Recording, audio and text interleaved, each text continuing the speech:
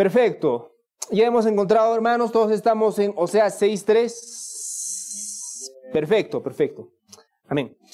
Bueno, hermanos, nuevamente bienvenidos a la Iglesia Cristiana de la Gracia. Ya es fin de año, increíblemente. Ya pasamos Navidad.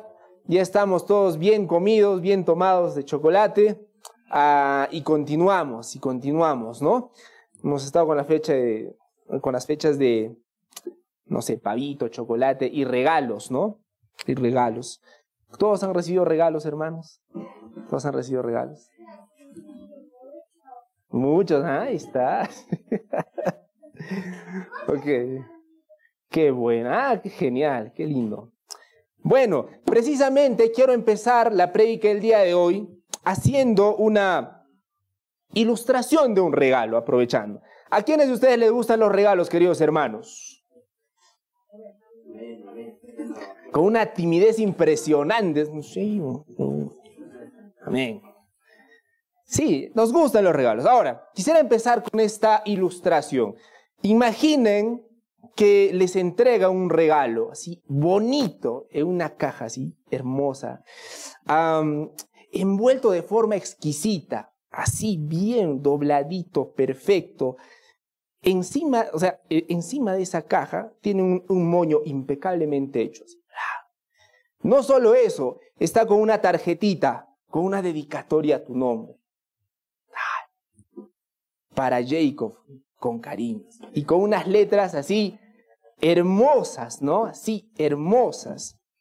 Miren de cada uno de vuestros nombres, les regalan ese papel. Les entregan ese regalo. Y tú, desde luego, lo recibes con una emoción. Y esta emoción es cada vez más creciente, ¿no? Lo recibes, lo recoges y abres el regalo. O como lo abro yo, diente, ¿no? Abres el regalo y te das con la sorpresa de que es una caja vacía. ¿Cómo se sentiría? Indignados, decepcionados, porque toda esa belleza exterior solo escondía un vacío profundo. Se sentirían decepcionados, ¿verdad? Bueno, hermanos, así es como Dios nos ve cuando nos acercamos a Él solo con rituales vacíos, sin un corazón sincero.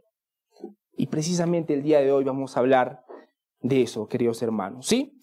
Vamos a estar en Oseas 6:3 al 6, vamos a leer las Escrituras. Dice así la palabra del Señor en Oseas 6:3 al 6.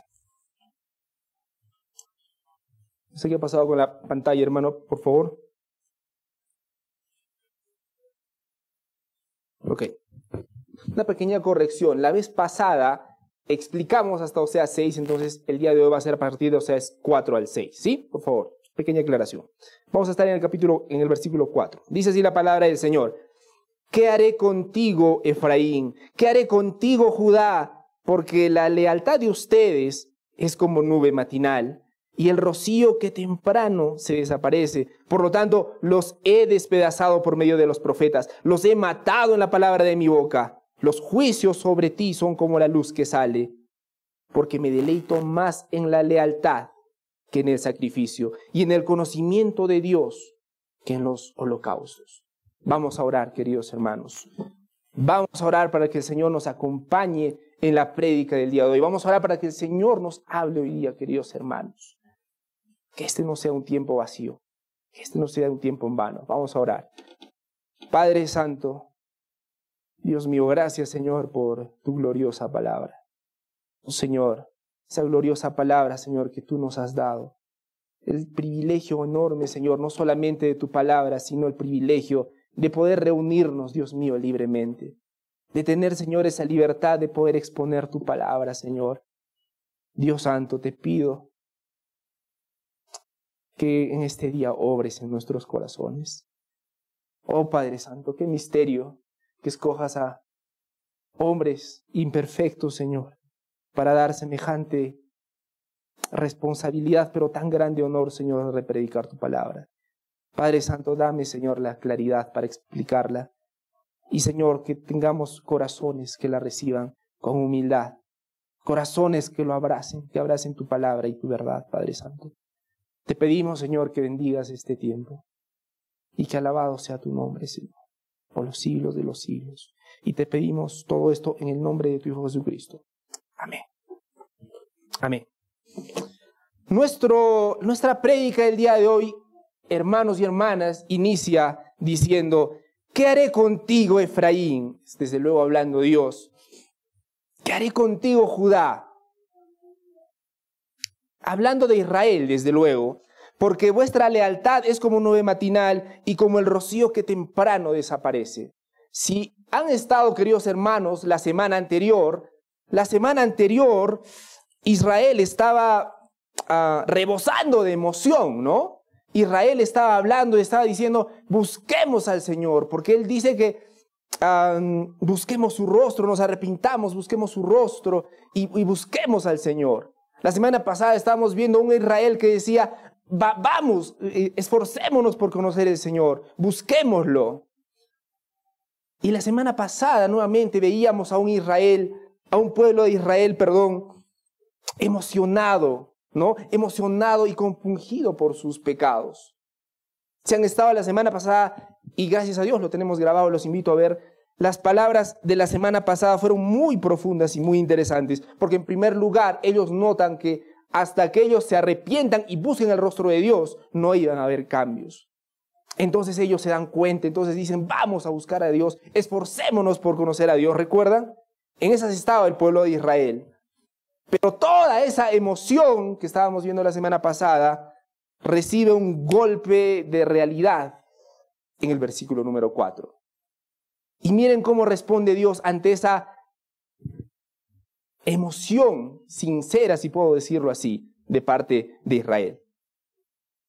La semana pasada estábamos viendo a un pueblo exultante, ¿no? Exultante. Vamos, busquemos a Dios. Y en el versículo 4, el Señor dice: ¿qué haré contigo, Efraín? ¿Qué haré contigo, Judá? Noten, hermanos, que las Escrituras, la respuesta de Dios no es: wow, se dieron cuenta, vengan aquí, ven el abrazo. La palabra del Señor pareciera que recibe con recelo las palabras de arrepentimiento, las palabras de ruego y confianza que da el pueblo de Israel. Este versículo nos deja un poco pasmados, ¿no? No sé si a ustedes les ha pasado, van con una emoción y la respuesta es un hielo, un témpano de hielo. Y es así como está el Señor. Dios no dice nuevamente: vengan, ok, se han dado cuenta, vengan acá. La respuesta es más bien: ¿qué haré contigo, Efraín? ¿Qué haré contigo, Judá? Y abajo nos responde por qué. Porque vuestra lealtad es como nube matinal y como rocío que temprano desaparece. Ahora, Dios nos está mostrando algo muy profundo y muy triste en esta declaración. Nos está mostrando que el arrepentimiento de Israel, aunque era muy emocional, muy, ¿cómo decirlo? Muy vívido, muy emocional, a pesar de que en ese momento sentían que era real, la palabra de Dios aquí dice que ese arrepentimiento era superficial. Y en un sentido decían lo que decían solo por la emoción del momento. Y esa es una triste declaración de parte de Dios. Porque Él finalmente está diciendo: ustedes están emocionados, pero esa emoción que ahora me muestran, esa emoción de querer buscar a Dios ahora, ¿saben cómo es? Es como nube matinal. Y es como el rocío que temprano desaparece, dice la palabra del Señor. Por favor, si me pueden acompañar a Salmo 78, 34. Vamos ahí, por favor, Salmo 78, 34.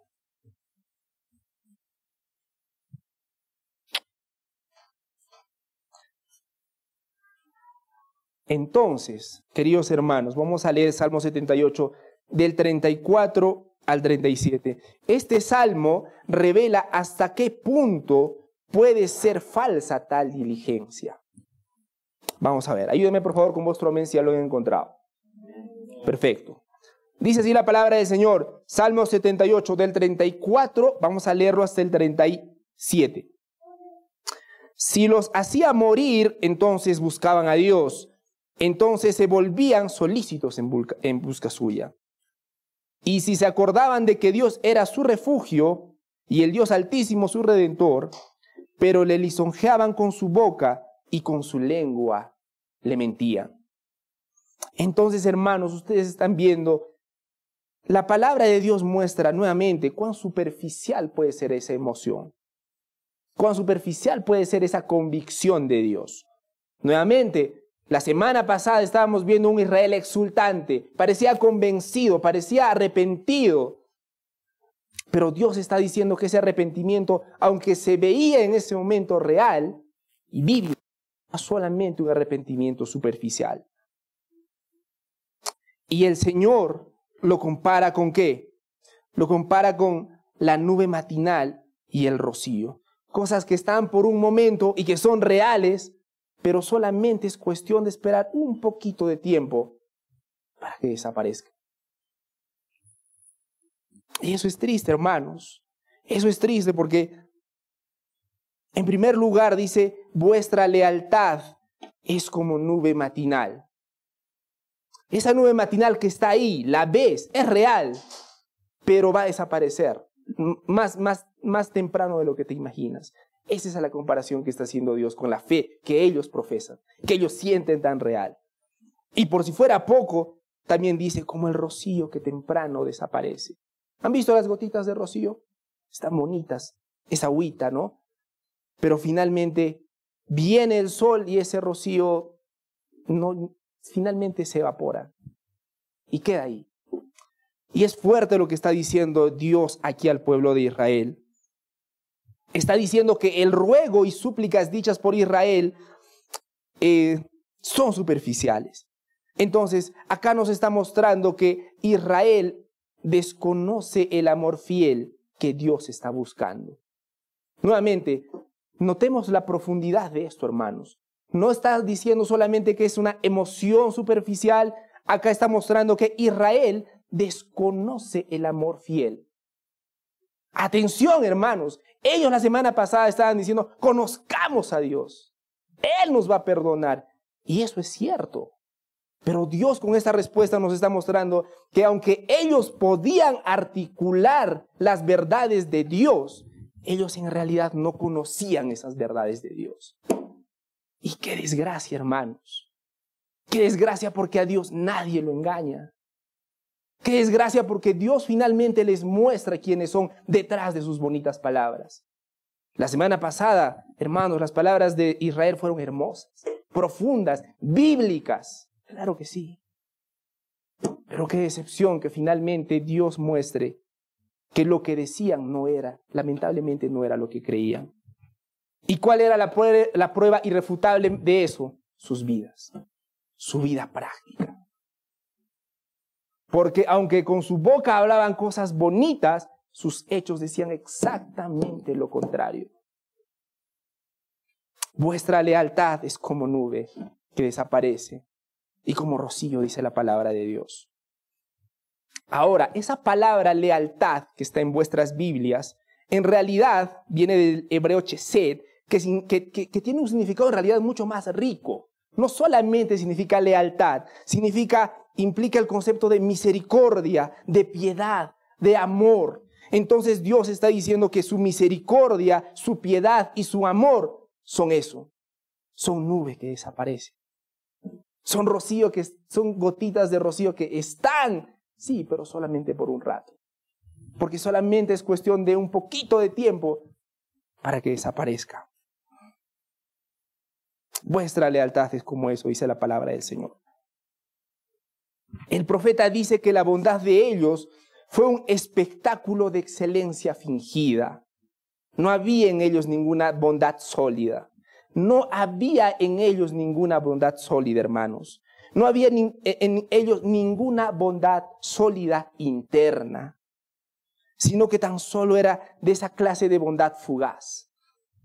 una bondad fugaz, una misericordia fugaz, un amor fugaz, una piedad fugaz. Tenían solo la apariencia de bondad, hermanos. Versículo 5 dice, por tanto, los he despedazado por medio de los profetas. Los he matado con las palabras de mi boca. Los juicios sobre ti son como luz que sale. En el versículo número 5, la palabra está diciendo que ahora sus profetas van a ser el instrumento para matarlos. Ahora, eso es en sentido figurado. No es que los profetas literalmente iban a destrozarlos, pero lo que está queriendo decir es que al principio el mensaje de los profetas para ellos eran arrepiéntanse, arrepiéntanse, arrepiéntanse, arrepiéntanse. Ese era el mensaje de los profetas. Pero ahora, como ya hemos visto las semanas anteriores, el mensaje de los profetas ya es una sentencia. Ya es una sentencia. Dios había utilizado a los profetas para reprender y corregir al pueblo de Israel por sus pecados y por sus transgresiones. Sus profetas se habían esforzado mucho por ellos, los habían amonestado de sus pecados, les habían advertido de los peligros de entregarse a sus pecados. Pero finalmente las palabras de Dios no habían sido alimento para el pueblo de Israel. Por lo tanto, Dios ahora dice que a través de los profetas ya no tiene ese mensaje de advertencia, el mensaje ahora es de sentencia. Ahora, hermanos, vamos a ir al versículo más álgido del día de hoy, y es el corazón de la predica del día de hoy. Y dice así, versículo número 6, porque más me deleito en la lealtad que en el sacrificio, y más en el conocimiento de Dios que en los holocaustos. Lo voy a leer nuevamente, porque más me deleito en la lealtad que en el sacrificio, y más en el conocimiento de Dios que en los holocaustos. Nuevamente, esa palabra lealtad no solamente es ser leal a. Esa palabra lealtad tiene un significado rico nuevamente, significa misericordia, bondad, incluso significa santidad. Entonces dice el Señor, yo me deleito más en vuestra misericordia, en vuestra bondad, en vuestra santidad, que en vuestro sacrificio. Hace una comparación acá, la vida práctica que ellos tenían con los rituales externos que ellos estaban haciendo. Porque el pueblo de Israel hacía los rituales, ¿correcto? Habían rituales que hacer en el Antiguo Testamento. Habían cosas que hacer, habían rituales que hacer en el Antiguo Testamento. El problema es que su vida práctica era otra cosa. El pueblo de Israel hacía esos rituales. No faltaban los rituales. Lo hacía, es más, de una manera solemne. Dios mío, esto que lo otro. Pero su vida práctica era un desastre. Entonces, en ese sentido, Dios dice, más me deleito en vuestra misericordia. Más me deleito en la lealtad que en el sacrificio. Y más me deleito en el conocimiento de Dios que en los holocaustos. En este versículo está haciendo esa comparación. Su vida práctica con los sacrificios de holocaustos que hacía. No estaban mal los sacrificios de holocaustos. Recuerden que Dios mismo había ordenado que se hagan sacrificios de holocaustos. Pero nuevamente, estos sacrificios y estos holocaustos eran un recordatorio de que ellos tenían que vivir de una manera determinada. ¿Y cuál había sido el gran error del pueblo de Israel? Israel pensó que podían cumplir con las formas, con ir a hacer los holocaustos, los sacrificios, y al mismo tiempo podían vivir como les daba la gana. Y de paso, por si acaso, ir a otros dioses, ¿no? Otros dioses que nos puedan ayudar, a los Baales. Es aquí donde Dios les dice, más me deleito en vuestra lealtad que en el sacrificio. Y esto es chocante porque aquí, tal vez Dios menciona esto para mostrar la diferencia entre el Dios al que abandonaron y los dioses a los que acudieron. Piensen en esto, hermanos. Especialmente en el libro de Oseas nos muestra que el pueblo de Israel había caído en una prostitución, se había prostituido, había engañado al único Dios verdadero y se había ido con otros dioses falsos. ¿Por qué? Porque aparentemente estos dioses falsos les daban cosas más rápido y más interesantes que Dios.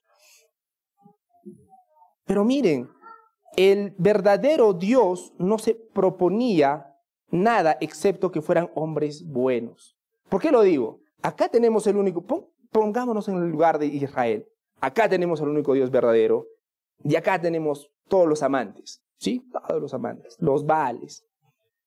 Se han puesto, si nos ponemos a pensar, ¿qué es lo que Dios quería de ellos? ¿Y qué es lo que los dioses falsos querían de ellos? El verdadero Dios no se proponía nada excepto que fueran hombres buenos y vivieran vidas buenas para su propio bien. ¿Por qué Dios le había dado su ley a Israel? ¿Por qué Dios les había dado parámetros a Israel, a ese pueblo? ¿Para que estén incómodos esas leyes? ¿Para que estén encorsetados? ¿Para que estén limitados por sus leyes simplemente? No, Dios le dio lo que le dio a su pueblo para que fueran hombres de bien y por su propio bien. La ceremonia de honrarle con sacrificios era una de las cuestiones menores de su ley, por si acaso. Y miren cómo dice Miqueas 6. Vamos por favor a Miqueas 6, del 6 al 8, lo vamos a leer por favor. Miqueas 6. ¿Han encontrado a Miqueas? Amén. ¿Dónde está? A ver, hermano. Detrás del pastor Joe. Detrás del pastor Joe tenía que contestar, hermano. Amén. Miqueas 6, de 6 al 8, dice así la palabra del Señor. ¿Con qué me presentaré ante Jehová y adoraré al Dios Altísimo?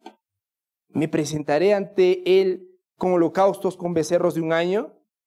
¿Se agradará Jehová de millares de carneros o de 10,000 arroyos de aceite?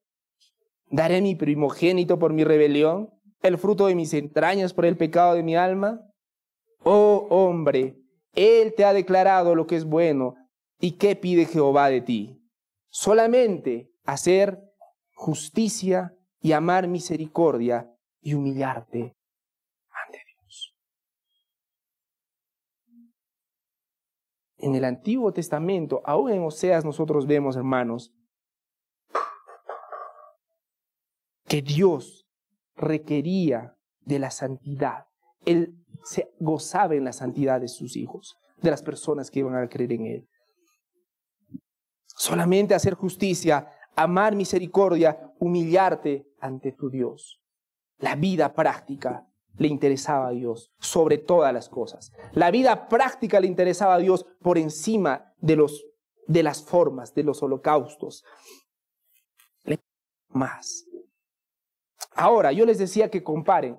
¿Qué es lo que Dios quería de su pueblo? Una vida de santidad, para su propio bien. Ahora, ¿qué es lo que los dioses falsos querían de ellos? Los dioses falsos requerían solo eso, sacrificios. Los dioses falsos solamente quieren tus sacrificios y luego vive como te dé la gana. ¿Conocen, queridos hermanos, personas que adoran a cualquier ídolo? ¿Y qué les pide ese ídolo? ¿De casualidad les pide una vida de santidad? Pero sí les piden velas, sí les pide una arrodillada. Yo sé que a muchos no les va a gustar estas palabras. Pero los ídolos, hermanos, solamente piden eso, las formas. Las formas. ¿Será por eso que muchos veneran tanto a los ídolos el día de hoy? Porque el ídolo solamente le pide eso. Ponme mi velita y lo demás es lo de menos. Porque los ídolos falsos les importa, porque a los ídolos falsos no les importa el bien de las personas. Al enemigo no le importa tu bien. Pero el pueblo de Israel no lo veía. Y el día de hoy también es así. Muchas veces no vemos qué es lo que Dios quiere para nosotros dentro de todas esas normas que nos dan. Para nosotros muchas veces las leyes que Dios nos da, las normas, los preceptos que Dios nos da, simplemente son limitaciones para nuestras vidas. Qué tristeza que algunos lo veamos así. Todas esas cosas que Dios estipula para nosotros, recuerden, hermanos, es para nuestro bien. A veces perdemos el punto, porque a veces simplemente lo vemos como normas. Conocen a cristianos que dicen, sí, estoy haciendo eso, ya soy un mártir porque, ay, cómo me esfuerzo, me está costando. Antes iba a las discotecas, ahora no voy. Pero qué difícil. Y ves a esas personas con el rostro pálido, ¿no?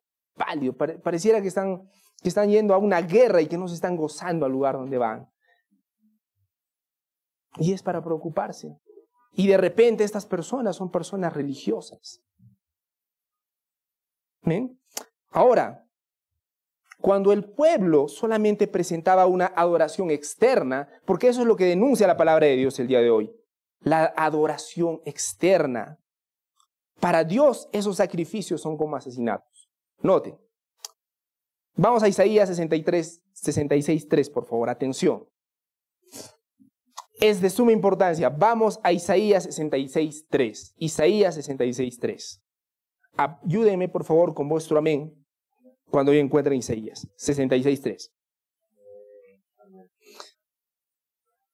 Vamos a ver algo sumamente importante, hermanos. Isaías 66:3. Miren, lo que Dios está denunciando es una adoración externa. Nuevamente, el pueblo de Israel pensaba que podía vivir como quería mientras ellos cumplían con la adoración externa, ¿no? Claro, vivimos como queremos, plan, plan, plan, y ahora vamos a venir a adorar a Dios, ¿no? Vamos a presentar los holocaustos, vamos a presentar las formas, vamos a adorarlo. Pero para Dios, fíjense hermanos, esto es sumamente importante. Cuando una persona vive como le da la gana y al mismo tiempo hace los sacrificios para Dios, particularmente vamos a hablar en el Antiguo Testamento, en ellos, miren que era para Dios, a los ojos de Dios esos sacrificios. Isaías 66:3. El que sacrifica buey es como si matase a un hombre. El que sacrifica oveja como si degollase un perro. El que hace ofrenda como si ofreciese sangre de cerdo, que era un animal impuro, recuerden, en ese tiempo. El que quema incienso como si bendijese a un ídolo. Y porque escogieron sus propios caminos y su alma amó sus abominaciones. Miren, hermanos, cómo para la palabra de Dios, simplemente, aun cuando las personas en ese tiempo hacían los actos de adoración externa, aún para Dios esa adoración era algo abominable. Dios había mandado que hagan sacrificios, sí. ¿Dios se gozaba en los sacrificios? ¿Creen, hermanos, que Dios se gozaba en ver a un corderito inocente ser degollado?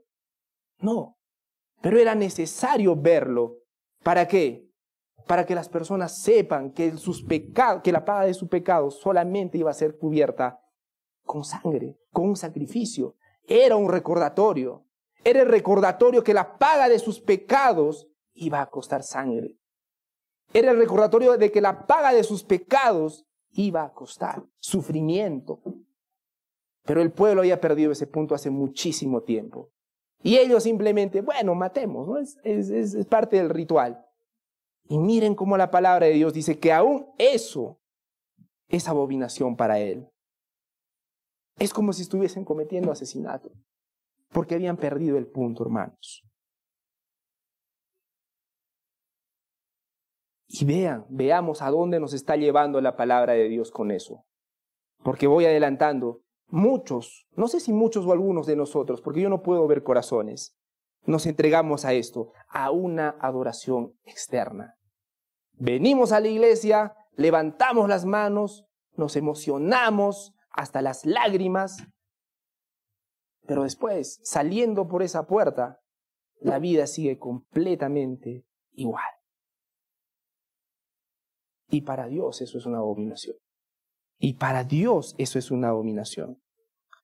La siguiente comparación que hace el Señor en este versículo es: más me deleito en el conocimiento de Dios que en los holocaustos.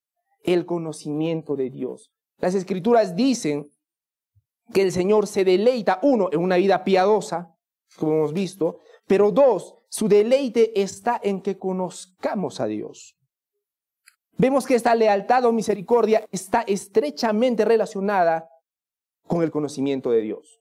Es decir, Dios dice que espera de nosotros una vida de santidad, espera una vida de misericordia, de amor, de fidelidad, de lealtad, Pero todo eso, hermanos, está estrechamente relacionado al conocimiento de Dios. Voy a citar a Juan Calvino, que dijo algo muy importante. Dice: entonces vemos que la fe no es ninguna imaginación fría o vacía. Tenemos fe cuando la voluntad de Dios nos es dada a conocer y la abrazamos. De ahí que el conocimiento de Dios sea requerido como necesario para la fe. De hecho, Juan Calvino en sus comentarios menciona a los papistas, ¿no? Que en ese tiempo hablaban sobre un concepto llamado la fe implícita. ¿Qué era la fe implícita en ese tiempo? Quería decir que es una fe, decían ellos, los papistas, que era una fe que Dios daba a las personas que no sabían nada de Él, ¿no? Entonces, ellos decían que todos tenían en cierta medida una fe, a pesar de que no conozcas la palabra de Dios. Y Calvino dice: este es un romance más que necio, pues donde no hay conocimiento de Dios, no hay ninguna religión. La piedad es extinta y la fe es destruida. Porque no vamos a tener una fe sólida, queridos hermanos, si no está plantado y fundamentado en el conocimiento de Dios. Nuestra fe va a ser como esa nube que desaparece y que ese rocío que está bonito por un rato y también desaparece, si es que no va a estar fundamentada en la palabra de Dios, en el conocimiento de Dios. Y Dios lo dice claramente: más me deleito en el conocimiento de Dios que en los espectáculos. Hermoso, hermoso. Dios se deleita cuando lo conocemos. Cada vez nosotros, hermanos, cuando nosotros estamos creciendo en piedad, cuando nosotros estamos creciendo en santidad, cada vez que nosotros estamos creciendo por la gracia de Dios por la gracia de Dios, Dios se deleita. Dios se deleita. Nuestro Padre se deleita, hermanos. Pero no olvidemos, porque podemos caer en la tentación y en la trampa de pensar de que esto solamente se trata de moralismo.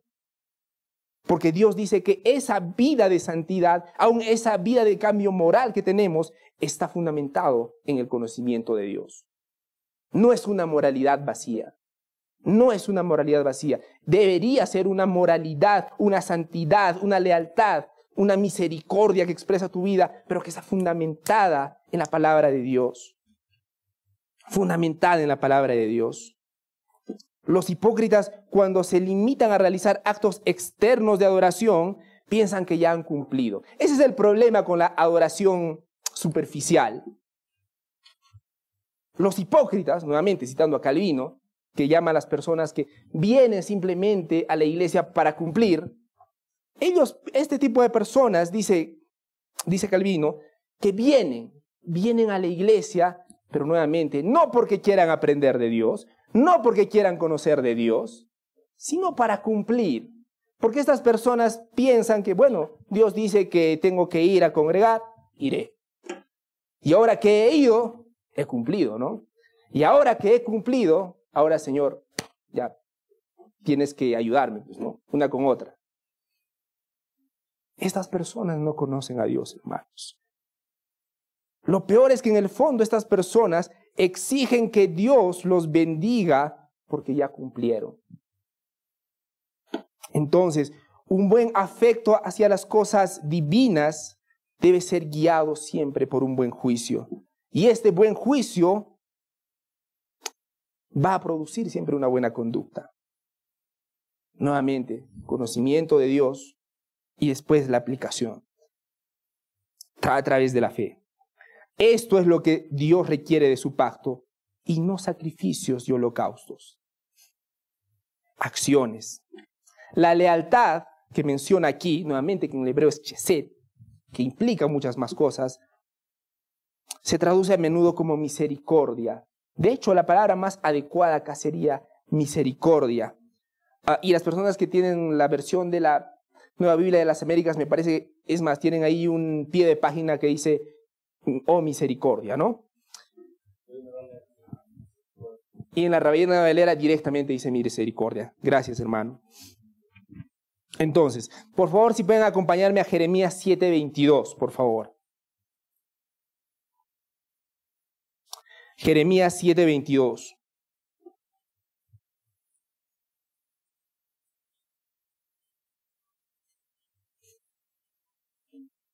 Ayúdeme, por favor, con vuestro amén cuando yo lo encontremos. Perfecto. Dice así la palabra del Señor, Jeremías 7:22 al 23. Porque no hablé yo con vuestros padres, ni nada les mandé acerca de holocaustos y de víctimas el día que los saqué de la tierra de Egipto. Pero esto les mandé diciendo, escuchad qué cosa, mi voz, y yo seré vuestro Dios, y vosotros seréis mi pueblo. Y andad en todo camino que os mande para que os vaya bien. Desde el inicio el Señor muestra la importancia del conocimiento de Dios, la importancia de nosotros entender cuál es la voluntad de Él. Y no solamente decir, bueno, creo, y no solamente cumplir con los protocolos. ¿Por qué es importante? ¿Por qué es tan importante este versículo, hermanos? Este versículo 6. Porque nos muestra algo sustancial y confrontativo para nuestras vidas. La falsa adoración, simple y lamentablemente, viene de un falso creyente. Esa es la triste realidad. Y es tan notable este versículo, hermanos, que el Señor Jesucristo lo citó 2 veces en el Nuevo Testamento. Muy interesante. Vamos por favor a Mateo 9:13. Lo cita en Mateo 9:13 y lo cita también en Mateo 12:7. Sí, vamos por favor a Mateo 9:13. Ayúdenme por favor con vuestro amén cuando estemos en Mateo 9:13. Dice así la palabra del Señor. Bueno, aquí está hablando Jesucristo. En 9:13 está citando directamente a la palabra de Dios.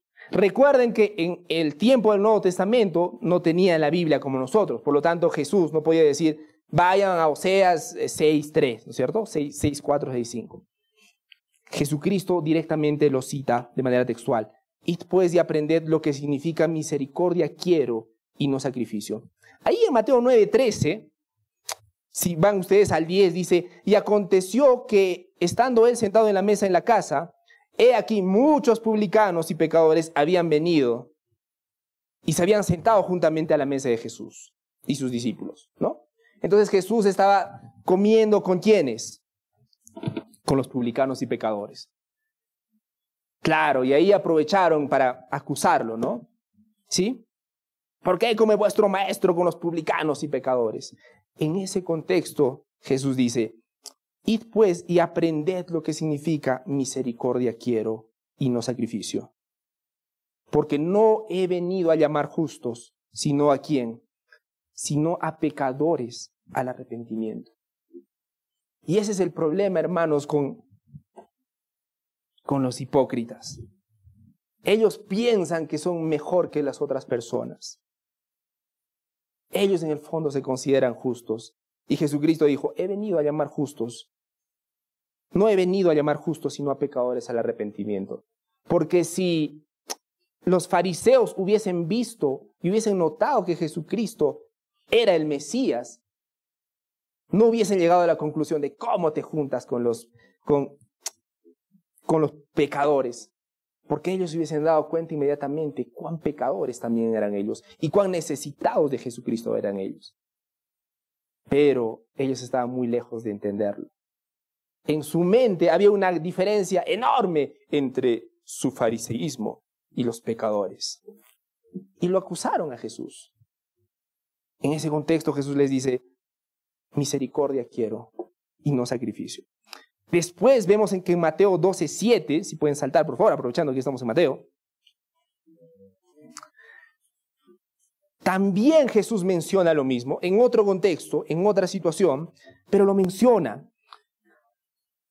En aquel tiempo iba Jesús, versículos más arriba, dice, en aquel tiempo iba Jesús por los sembrados de un día de reposo y sus discípulos tuvieron hambre y comenzaron a arrancar espigas y a comer. Y nuevamente los empezaron a acusar, ¿por qué tienes que hacer esto? Y todo ello. Y Jesús les explica que ellos estaban tan centrados en las formas que perdieron de vista el fondo, el corazón. Y Jesús los reprende y le dice en el versículo número 7, si supieseis qué significa misericordia quiero y no sacrificio, no condenaríais a los inocentes. No condenarías a los inocentes. Y aún podemos leer el versículo número 8, porque el Hijo del Hombre es Señor del día de reposo. ¿Qué está diciendo Cristo acá? Cristo dice que aquellos que hacen que la santidad consista en ceremonias solamente, son adoradores necios. Son adoradores necios de Dios. Y también culparon a sus hermanos sin causa y convirtieron el crimen en crimen, lo que no era pecaminoso en sí mismo. Porque ellos estaban tan obsesionados con las formas, nuevamente, que olvidaron el corazón de lo que quiere Dios. Más me deleito en la lealtad, en la misericordia. Más me deleito en el conocimiento. Entonces, Oseas, particularmente estos versículos, presentan una crítica mordaz a la superficialidad religiosa de Israel. Dios rechaza sus expresiones de arrepentimiento y confianza, comparando su lealtad con una nube, como hemos visto, o como el rocío que rápidamente se desvanece. Esta crítica, queridos hermanos, desde luego nos lleva a reflexionar algunas cosas acerca del Evangelio y acerca de los tiempos actuales. En primer lugar, quisiera hablar sobre el Evangelio y la lealtad auténtica. En primer lugar, quiero decir lo siguiente: la insuficiencia de la religiosidad externa. Por favor, vamos a Gálatas 2:16. Vamos a Gálatas 2:16, por favor. Ayúdeme, por favor, con vuestro amén cuando lo encontremos. Ven ya. Listo. ¿Sí? ¿Ya lo han encontrado, hermanos? Gálatas 2:16. Miren, al igual que Israel, nosotros podemos caer en la trampa de una religiosidad externa. Cuidémonos, hermanos, de caer en esa trampa, en la trampa de la religiosidad externa, en esa trampa de enfocarnos solamente en los rituales, enfocarnos solamente en las ceremonias, sin que haya una transformación interna genuina. Dice así la palabra del Señor en Gálatas 2:16. Sabiendo que el hombre no es justificado por las obras de la ley, sino por la fe en Jesucristo, nosotros también hemos creído en Jesucristo para ser justificados por la fe de Cristo y no por las obras de la ley. Por cuanto por las obras de la ley nadie será justificado. El Evangelio nos enseña que la verdadera fe no se trata de cumplir normas. La verdadera fe no se trata de cumplir normas, se trata de una relación, hermanos, de una relación personal con alguien en particular. Y ese alguien en particular es Jesucristo. Jesucristo nos ofrece perdón y Jesucristo nos ofrece una nueva vida por el sacrificio que Él hizo en la cruz. Pero cuidémonos, hermanos, de que nuestra vida al final del día simplemente haya sido un engaño. Porque para Dios, como lo dije al inicio, a él nadie lo puede engañar. Es una trampa caer en la religiosidad externa, hermanos. Cuán engañoso puede ser el hecho de que simplemente cumplamos con venir a la iglesia. Yo siempre lo digo, le doy gloria a Dios cada vez que llegan aquí y puedan estar sentados para escuchar la palabra de Dios. Y me alegro doblemente cuando llegan temprano, dicho sea de paso, un pequeño paréntesis. Amén, amén, hermanos, si llegan. Pero cuidémonos, porque nosotros no podemos ver los corazones de las personas. Cuidémonos de simplemente estar viniendo para cumplir y nunca haber tenido una relación con Jesucristo, creyendo en Él. Esos versículos también nos hablan sobre la centralidad del amor y la misericordia. Dios anhela la lealtad, hermanos. Dios anhela la misericordia en cada uno de nosotros. ¿Qué implica eso? Implica un amor fiel y un compromiso inquebrantable con Él y con nuestro prójimo. Implica un compromiso. El Evangelio es la máxima expresión de ese amor, donde Dios se humilla y se sacrifica por nosotros a pesar de nuestra indignidad. Noten que Jesús dijo que la palabra de Dios dice que Dios se goza más en la, ¿cómo lo dice en esta versión? En la lealtad, en la misericordia, que Dios se deleita en la misericordia. Bueno, en el Evangelio nosotros vemos la más alta expresión de la misericordia de Dios. En la cruz de Cristo nosotros vemos el amor de Dios expresado en su máximo esplendor.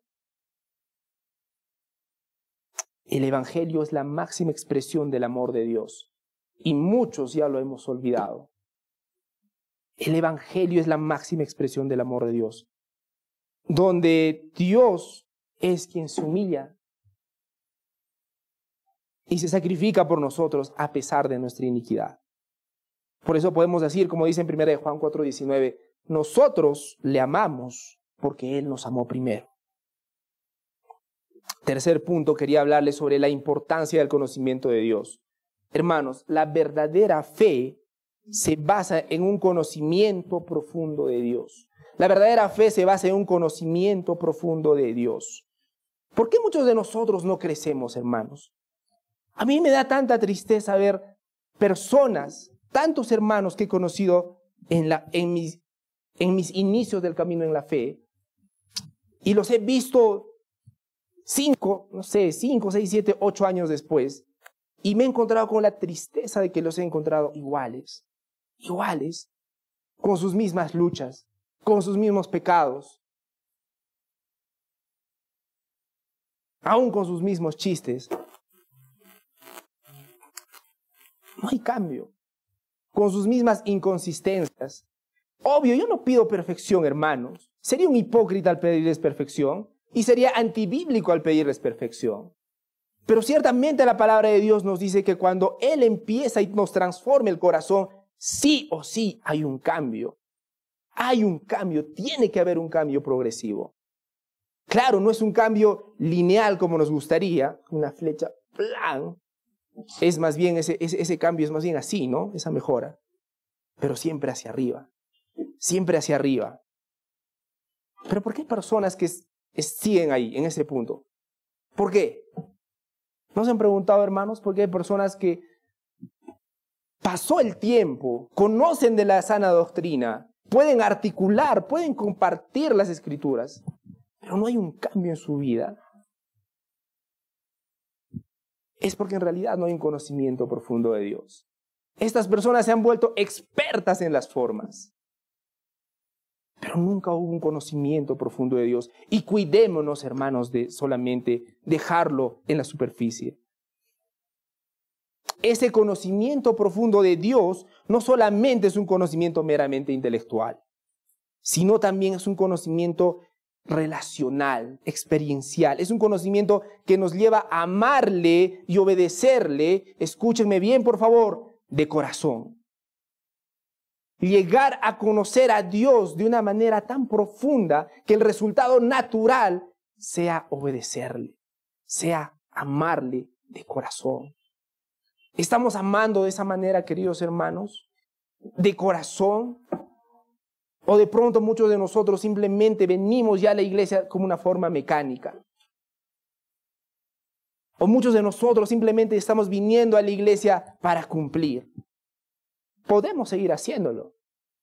No se preocupen. O mejor dicho, preocúpense. Porque la palabra de Dios es clara. Él se deleita en nuestras vidas prácticas. Y Él se deleita en que lo conozcamos a profundidad. Porque más me deleito en la lealtad que en el sacrificio, y más en el conocimiento de Dios que en los holocaustos, dice su escritura. El Evangelio nos revela el carácter de Dios. ¿Cómo puedo hacer para conocer más a Dios? El Evangelio. El Evangelio. Porque el Evangelio nos muestra el carácter de Dios. Nos muestra su amor. Nos muestra su santidad. Y es por eso cuán importante es meditar continuamente en el mensaje del Evangelio. Porque de pronto te parece algo demasiado obvio, ¿no? Bueno, ya sé, Dios murió por mis pecados, resucitó al tercer día, ya sé, por favor, dame algo nuevo. Grave error. Grave error. Porque precisamente el Evangelio es el corazón del mensaje de las Sagradas Escrituras. Es el corazón. El Evangelio nos revela, hermanos, el carácter de Dios. El Evangelio nos muestra su amor. El Evangelio nos muestra su justicia. El Evangelio nos muestra su gracia como realmente es. Y eso nos debería impulsar a vivir una vida transformada. Dios es quien nos transforma a través de su palabra. Dios es quien nos transforma y nos seguirá dando el crecimiento, pero a través de su palabra. Y muchos de nosotros seguimos como enanos espirituales por la simple circunstancia de que no nos damos el tiempo para conocer más a nuestro Dios. Miren cómo dice Juan 17:3. Acompáñenme, por favor, y de paso podemos aprovechar y marcarlo. Juan 17:3.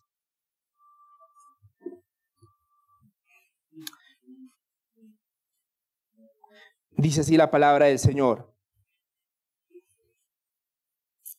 Y esta es la vida eterna, que te conozcan a ti, el único Dios verdadero, y a Jesucristo, a quien has enviado. Ese conocimiento, estaba diciendo que el conocimiento de Dios no solamente debe ser intelectual, sino experiencial. Y cuando digo experiencial, me refiero a que debería haber una relación entre Dios y nosotros. Este conocimiento se basa en la revelación de Dios en la Biblia, se nutre de la oración y la comunión con Dios y se fortalece a través de la obediencia de sus mandamientos. Para que no me malinterpreten, el conocimiento experiencial, cuando digo eso, el conocimiento experiencial de Dios implica una relación viva y dinámica con Él. Entonces, hermanos, yo quisiera que nos quedemos con esa reflexión, porque el tiempo ya nos ha ganado. La palabra de Dios dice, porque más me deleito en la lealtad que en el sacrificio, y más en el conocimiento de Dios que en los holocaustos. Si no eres creyente, yo me he dado cuenta, hermanos, y aún la palabra de Dios lo dice, los incrédulos, los que no creen en Jesucristo, los que no creen en Dios, están tan confiados en que en el día final sus obras buenas pesen más que sus obras malas, que están tranquilos teniendo la vida que tienen. Súper tranquilos. ¿Saben qué tienen en común esas personas? Tienen esa esperanza y dicen, no, es que yo en el fondo soy bueno, mis obras malas son pocas, entonces, tranqui. Pero no pueden estar más equivocadas esas personas. La salvación solamente la encontramos con nuestra fe en Jesucristo. Pero el mensaje es más contundente también para los creyentes. Porque el problema con los creyentes, no sé quién lo dijo, ¿saben cuál es el grupo más difícil para evangelizar? Los creyentes. Los creyentes. Porque ellos saben de memoria la respuesta. Sí, Jesucristo ha muerto por mis pecados. Nada, que eso que el otro. Y cuidémonos y que sea un momento de reflexión. Si realmente nosotros amamos a Dios de corazón, ¿estamos amando a Dios de corazón? ¿O simplemente nos estamos esforzando para cumplir con las formas? Porque eso es un fracaso asegurado. Porque más me deleito en la lealtad que en el sacrificio, dice el Señor, y más en el conocimiento de Dios que en los holocaustos. Vamos a orar. Padre Santo, Dios mío, gracias, Señor, por tu palabra. Gracias, Señor, por lo que nos revelas en ella, Señor. Dios mío, ayúdanos, Señor, perdónanos si todo este tiempo te hemos estado amando de manera superficial. Dios mío, tu palabra dice, nos ha mostrado el día de hoy, que tú buscas que te amemos de corazón. Padre Santo, ayúdanos entonces a amarte de esa manera. Aún es tu gran mandamiento, que podamos amarte de corazón, con todo nuestro ser. Ayúdanos, Dios mío, danos el don de poder amarte y poder llevar a cabo tu obra con gozo, Señor. Dios mío, confronta los corazones de las personas que simplemente estén viviendo unas vidas superficiales, que vengan aquí simplemente por cumplir. Tú los conoces, Señor. Confróntalos y ayúdalos, Señor, a volver a la fe verdadera, que es en Cristo Jesús. Amén.